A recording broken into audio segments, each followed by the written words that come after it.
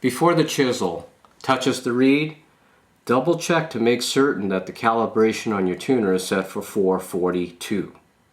Alright, let's begin. So my goal here is to remove a little bit of the metal from the rivet end of the reed.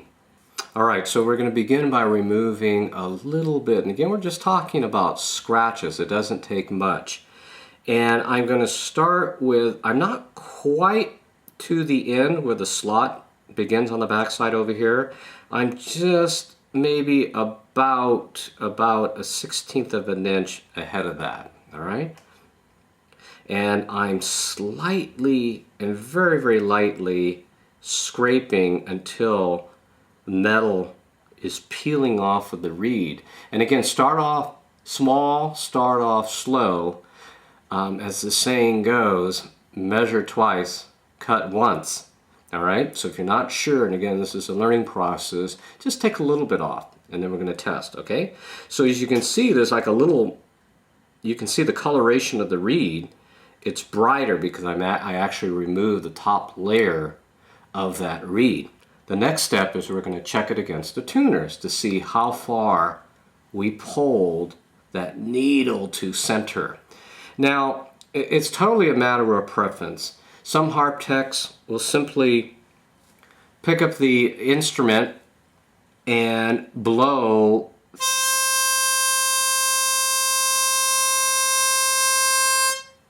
others, because when you're first learning, it is a bit uncomfortable and you don't know quite where to put your lips. So in the beginning, my recommendation is to simply take your plates, the top plate, and then put the harmonica to mouth, and that way you isolate it and you don't have to worry about it.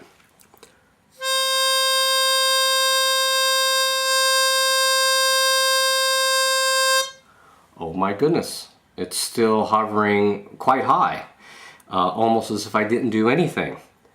Again, don't despair, that's going to happen. So I remove the cover plate, place it back onto the table, slip the tool into the slot, turn upward, push the reed, slide the feeler gauge in place. All right. I thought it'd be a good idea to demonstrate how many different ways you can do the same thing. So in the first one, we had the Lee Oscar narrow point chisel. Now we're going to be pulling out the Hohner round head chisel. And this will be new for a lot of people. In fact, it's the first kit that I ever seen to include this. Same principles though. I'm going to find the ideal angle because again, we want the edge of that to catch. So I find with the round tuner that my angle drops just slightly. Experiment and you'll find for yourself what the ideal gradient is. All right, let's give this a try here. So I place my left index finger right at the tip to hold it in place because you saw how easy it is for this feeler gauge to just pop out, right? All right. Again, I'm moving from the back forward, back forward. You have the most control, especially early on when you're learning how to do this. All right.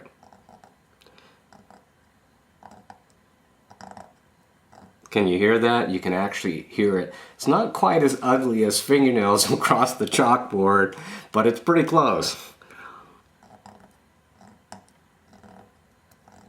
All right, I did what? I did about 6 strokes. And on this one, my strokes were a little bit longer. Now it's time to put the top cover plate back on and let's check it against the tuner.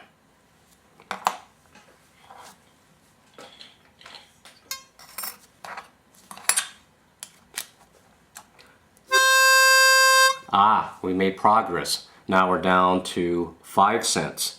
So a little bit more. Again, our goal is to achieve 0. So remove the cover plate and repeat this process. Now, when I do it the next time, I'm going to be pulling out yet another tool that is, well, it's a current favorite, and you'll see why. As I'm setting up for the next tool, I just wanted to remind you, harp techs, about what I said earlier. The aspiration, you know, the condensation that builds up on the reed, that's going to weigh it down. And so please make an effort to knock the saliva loose. I also have another trick that I wanted to show you.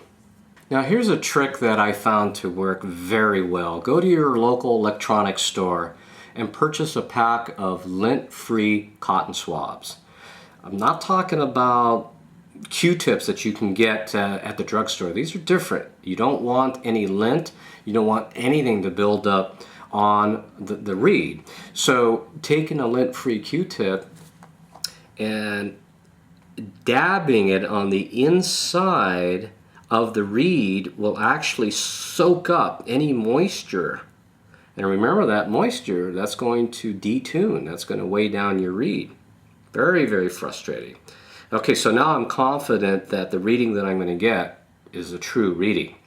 All right, the third tool that I'm going to be demonstrating, again, to do the same thing, remove metal from the rivet end of the reed so that I can lower closer to zero. Put the pick inside, turn upwards. You'll be able to do this in your sleep after just one easy lesson. All right.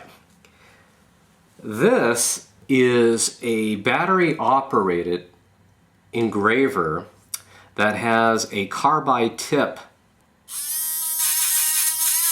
Like I said, I have to make an appointment with my manicurist today. In fact, as soon as we're done filming, I'm over there. This is my current favorite tool.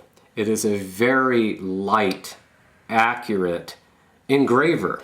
It's a battery-operated unit that comes with a carbide tip bit that cuts very, very well.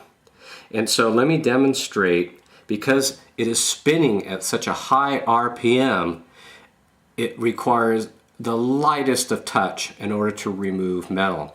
And remember, on our tuner, we're getting so darn close to reaching zero. Let me demonstrate.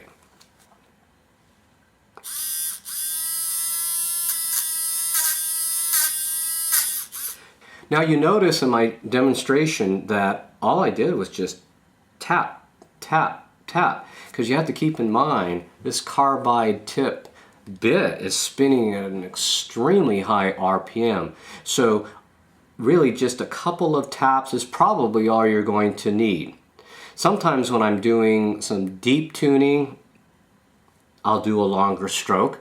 But in generally speaking, when you're using a rotary tool, tap, tap. So let's check to see how we are on our tuner. Look at that, we're dead on zero.